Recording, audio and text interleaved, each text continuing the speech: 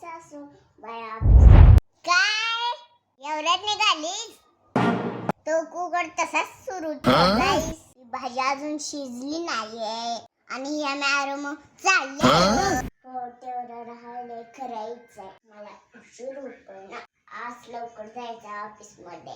Meeting काय काम असते वर काय माहिती. त्या डबर समोरच बसतात. सगळ्यांना जायचं असतं ऑफिस मध्ये म्हणून काही काम चालता येत नाही. काय ग एवढी भांडी कुठे नेतेस?